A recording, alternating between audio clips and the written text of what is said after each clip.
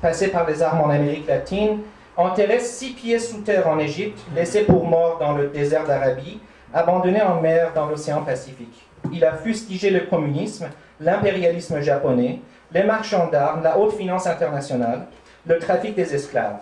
Il a été l'ami d'un Maharaja, l'hôte de Dalai Lama, l'aide de camps de dictature en Amérique latine.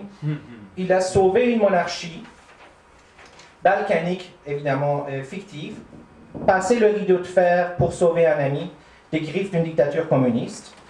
Il était plus flegmatique que James Bond, plus courageux qu'Indiana Jones, et plus attentif que Lévi-Strauss, l'ethnologue français, aux morses des primitifs. Tintin aujourd'hui est devenu un héros universel, une légende et un mythe, quoiqu'un mythe de papier. Juste à titre d'anecdote, le général de Gaulle avait dit qu'il n'avait qu'un seul rival sur la scène internationale, et c'était Tintin.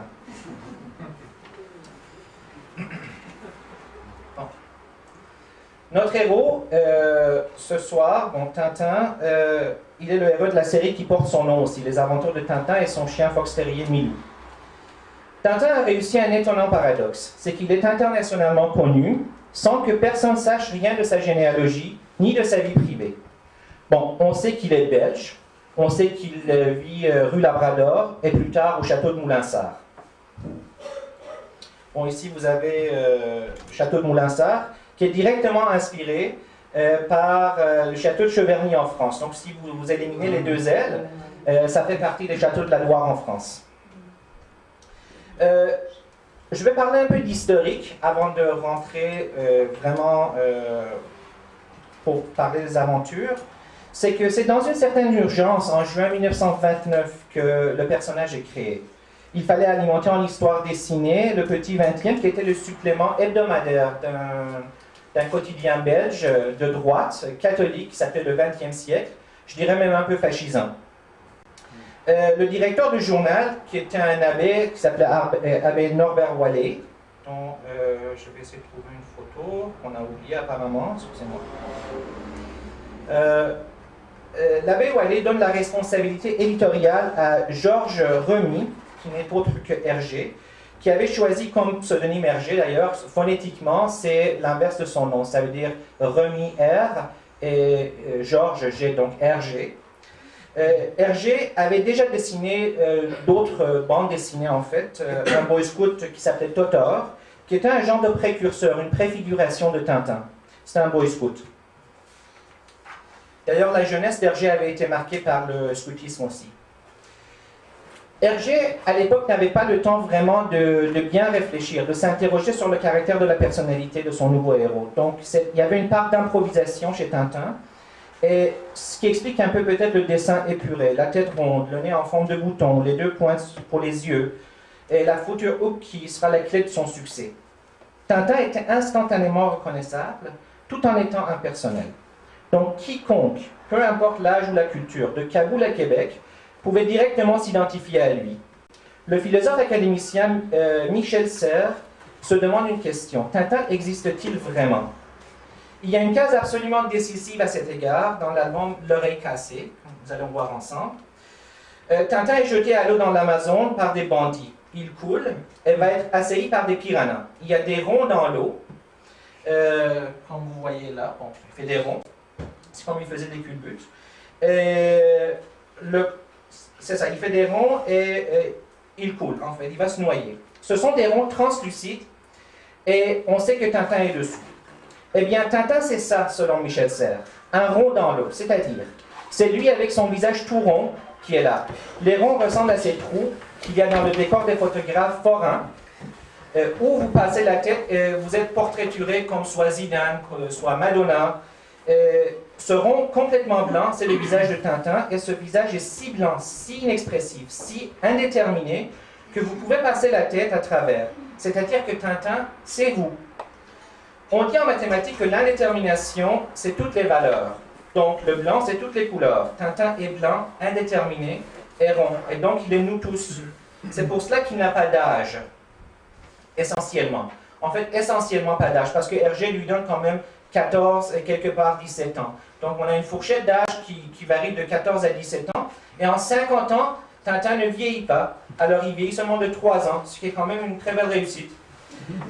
Donc c'est un peu un personnage ontologique. C'est pour ça qu'on peut le qualifier d'abstrait. Comme la cire vierge sur laquelle on peut imprimer n'importe quoi. Donc Tintin existe si peu qu'on se met à sa place. Donc le héros devient c'est moi, vous, nous tous.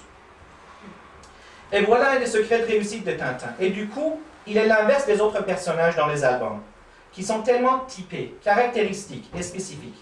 Ils sont une espèce au sens biologique. Je parle par exemple du capitaine Haddock, qui est colérique. Je parle de Tournesol, qui est amnésique et qui est sourd.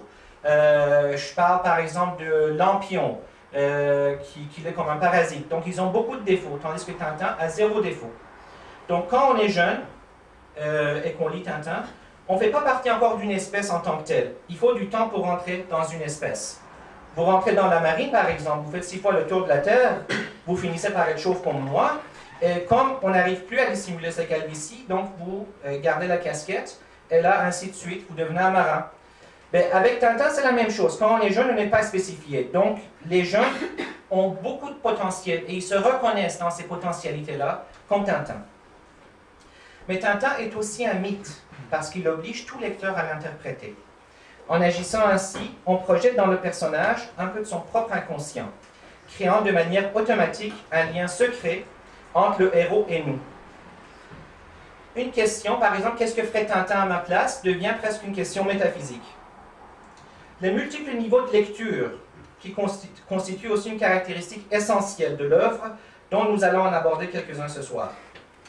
Et cette bande dessinée, qui a servi de carte géométrique et de discipline narrative à Hergé, ne peut pas seulement, en fait, qui contient la création d'Hergé, ne peut pas rester seulement dans un registre de divertissement juvénile. Donc ça s'adresse, comme Hergé le disait, ça s'adresse à tous les jeunes de 7 à 70 ans. Chacun y trouve ses propres niveaux de compréhension et d'analyse. Et comme Tintin unifie dans sa personne deux aspects opposés de l'existence, c'est-à-dire l'enfance et l'âge adulte, c'est un mythe réconciliatoire. Qu'est-ce que je veux dire par là? C'est que il faut se mettre d'abord dans le contexte des années 20, quand Tintin a été créé. La Première Guerre mondiale vient de se terminer, donc la guerre de 14-18 a laissé des blessures. Les affres de la guerre ont été ressentis par presque tous les Européens, même au-delà de l'Europe, des frontières de l'Europe. Et il y a eu un genre de, je dirais, clivage entre les deux générations. Parce que toutes les valeurs issues des Lumières ont été mises en cause. Et Tintin, qui est un mythe réconciliatoire, vient ressouder ces deux générations-là ensemble. Je vais vous expliquer comment. Donc ça vient ressouder cette confiance brisée.